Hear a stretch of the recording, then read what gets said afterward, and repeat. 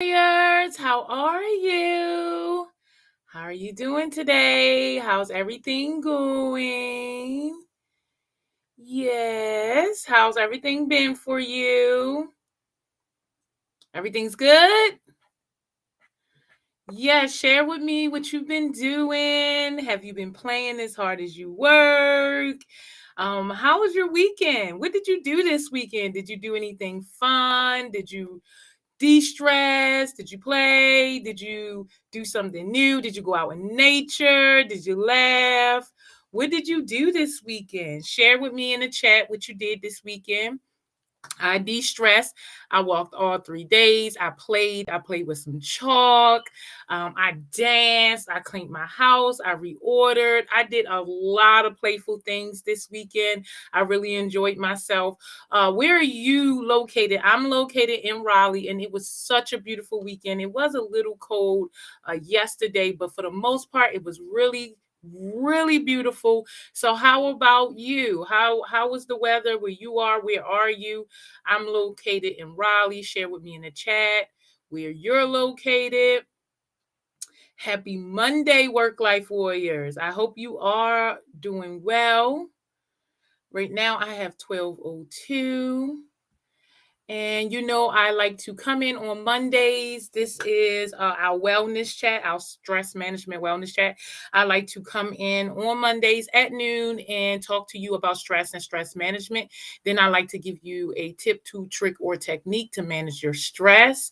Last week, we started off the new year. So happy 2023. We started off with just a quick little discussion about stress, why it's so important, why it's relevant to your everyday life, why it is relevant, sorry, to your personal life, to your professional life, to your growth and development.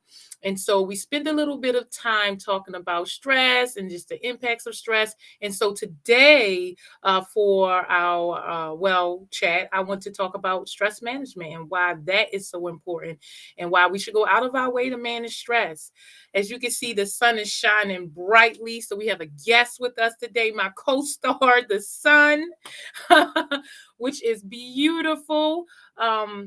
That is another one of the tips, tools, tricks, and techniques that I use, which is nature. There's so many ways that you could reduce stress in nature, but the sun wanted to make an appearance today as we record the video. So I have 12:03. I'm gonna go ahead and get started. At 12:05, I want to give people enough time to get in here.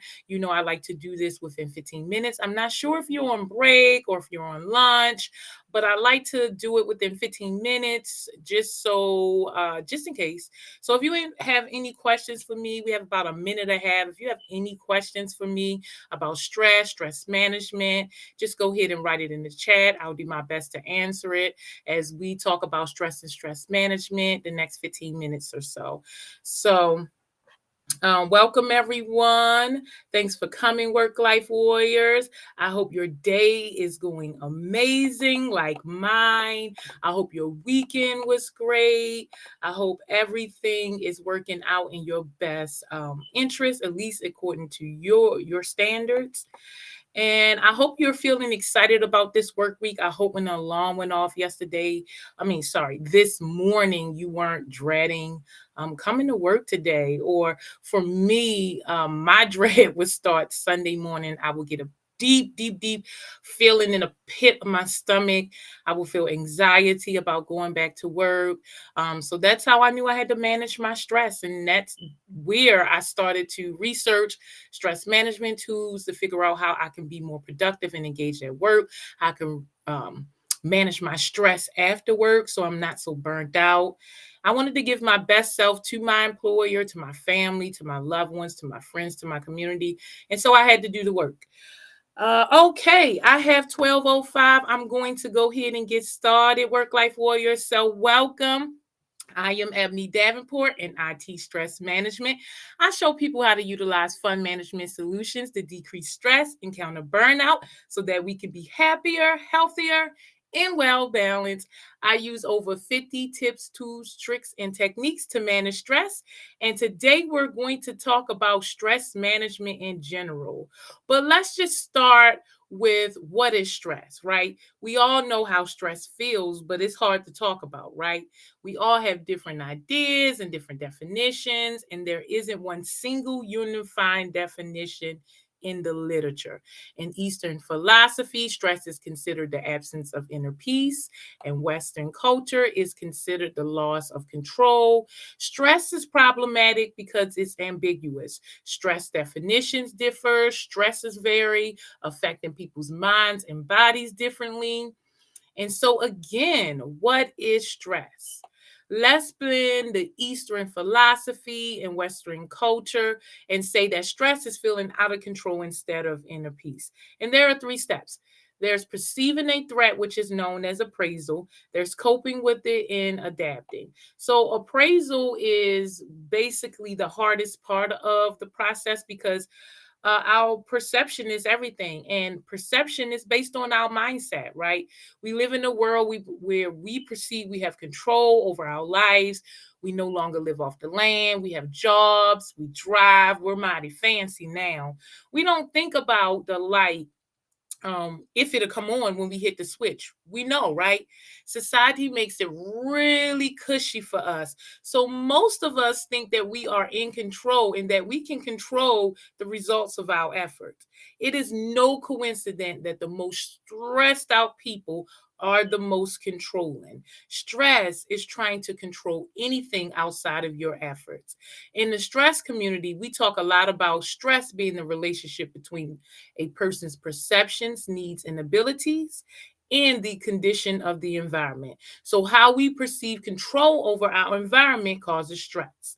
So, there are two different types of stress, there's distress and eustress. Now, when we say distress, that's the stress we're talking about when we say we're stressed out.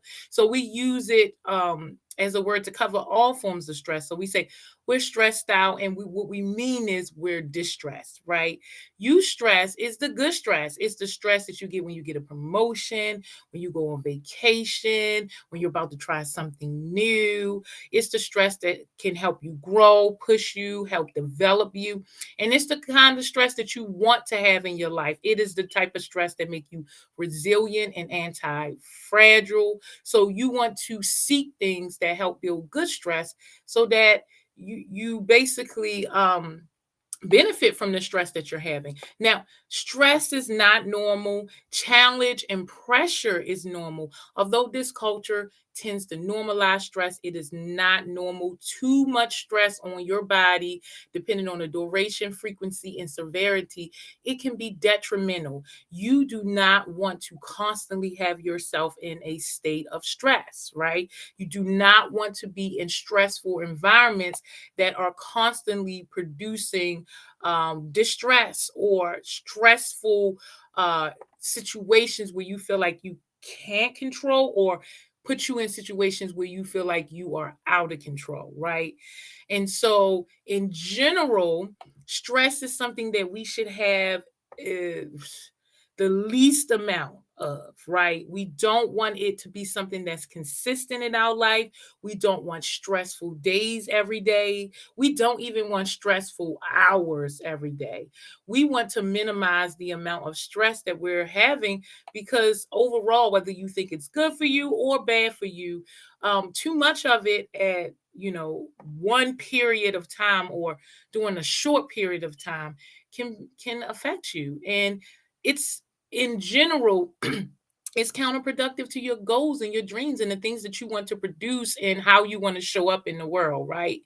And so we have to go out of our way to change what we perceive as a threat. When we lived off the land, there were many things that threatened us. We had to stay on high alarm because we just didn't know what the next threat was coming. Now that we live in such safe environments, sometimes things can feel like it is a threat, and our body can react and respond as if it is a threat, but it's not necessarily going to cause us physical harm. But it is causing us physical physical harm if it's causing cortisol in your body, and if it's consistently causing cortisol in your body. In short bursts, cortisol is not bad, but when you're constantly having it produced in your body, it has long-term detrimental effects. And so we want to watch how much cortisol we're being that's being produced in our body. And we know because our body has its own unique signals and symptoms that it sends out to us when we're in stress, right? When we're experiencing stress, when we're distressed. We need to learn how to recognize our own symptoms and signs and know what to do to alleviate, change, reduce, minimize what is affecting us, right? And so our perception is everything. You could perceive something that's not stressful, although someone next to you may perceive it as stressful, and it doesn't harm you as much as it would harm the person next to you. The stress, the idea of stress itself. And so we want to make sure that what we're going through, the stressors we're facing every single day are true stressors, things that are necessarily things that we can't control, right? So if we can control it, we want to do something about it. But if it's something that we can't control, then we want to release it, or we want to cope with it and adapt in a beneficial way. We don't want it to be maladaptive. And so the second part is coping. And coping refers to the cognitive and behavioral effects to manage, which is reduce, minimize, master, tolerate, or eliminate the person's environment. What is causing stress or endure a stressor, right? So there are two types of coping. There are emotional face focus coping and problem focused coping. Now, emotion focused coping is when you want to change your emotions behind what is happening to you. So if something happens to you and you get really upset, emotion focused coping focused on you changing how you feel about the situation so that you can react differently, right? Instead of responding with tears, you may can contain yourself and your emotions and respond in a way that will produce your desired result. And so problem focused coping is when you try to address the problem head on. You examine the stressor, you face what you can do to modify your reactions or the stressor, even if that means eliminating the stressor. So when it comes to adapting, we want to make sure, coping, we want to make sure that we're doing it right. We want to make sure that we're adapting to the things that we're coping. You're right. So there's two different types of adapting. You can adapt maladaptively or adaptively. Now, of course, maladaptively is not the way you want to behave, period. You don't want to cope in that way because maladaptive behavior describes behaviors that adapt, modify, or adjust poorly. And this behavior produces inappropriate attitude or undesirable outcomes. Maladaptive coping styles include ignoring the problem, which I'm guilty of sometimes, and blaming oneself, which is kind of a natural reaction considering we believe that we control so much of our environment. When things are out of control, we believe it's our fault, right? So adaptive coping involves confronting the problem directly and making plans to adapt to addressing it. So it's not just pushing it under the rug or acting like it doesn't exist, but actually feeling and working through what is causing you stress. So the adaptation sequence of appraisal, coping, and adapting can be an automatic response. It can be autopilot, or it could be disruptive. Many of us are on autopilot, so we're just appraising, coping, adapting without even being aware. So depending on what our experiences are, what we learn, most of the time we pick up ideas of stress, and we are triggered in allowing it to affect our body, but it is an autopilot reaction. It's not really harmful to us, but we're behaving as if it is harmful, right? And so we want to make sure that we're not living in autopilot. We want to make sure that we are aware of this cycle of appraisal, coping, adapting, because it's where our power lies. It's what stress management is all about. Stress management is honoring the pause. So When something has happened to you, stimulus, you are appraising it as it is and not as you were conditioned to believe, as you were taught to believe, but really thinking about what your needs are, how this will impact your needs, and ultimately what you want, right? And we have the ability to do that, and that's what stress management is. Uh, Stress management is honoring the pause. It is changing from stimulus, pause, react to stimulus, pause, response. Respond. Stress management is prevention. So, how does stress affect your body? We already talked about the long term activation of the stress response system, and the overexposure to cortisol and other hormones can disrupt almost all of the body's processes and include many risks to health, to your health and well-being, including the nervous system, musculoskeletal system, respiratory system, cardiovascular system, endocrine system, gastrointestinal system, reproductive system, and immune system. It is estimated that 75 to 90% of all visits to primary care physicians are for stress related problems. Research shows that nearly 50% of all the US population has one or more health conditions such as asthma, heart disease, obesity, cancer, and diabetes. In addition to the 40 million adults in the US ages 18 or older affected by mental illnesses like anxiety, disorder, and depression. So, why does it matter? Stress is an unavoidable part of life, and how we manage it matters. People think denying stress is better than acknowledging it, but ignoring it doesn't diminish the physical, psychological, and behavioral effects. In modern society, people wear stress like a badge of honor, and we use it to virtue signal. Stress is the price for fast-paced, high-paying status careers, so it's fashionable. We brag about the consequences of stress, like the lack of sleep and exercise, poor eating habits, and unbalanced work and life. Stress is a global problem that people built an immunity to acknowledging the negative consequences and proactively countering its physical and psychological effects. In addition to acknowledging that stress can be harmful, it can also be beneficial. Stress can be good or bad depending on how much of it and how we perceive it. Changing our mindset about stress changes our body response to stress. When we what we think about stress, how we cope and respond determines how it affects us. We know when we are feeling stressed and when we're not, but without stress management education, we do not know if our actions are offsetting or inducing long term consequences. Mindset can predetermine our interpretations and responses to events, circumstances, and situations, since it's a collection of thoughts, attitudes, and beliefs that affect what we feel, say, and do. So, stress management is not optional. As you know, our existence is very stressful, from our home life to our work life to everything in between. And so it is our responsibility to manage stress. It is not something that we could do without. It is a must. It needs to be made a priority.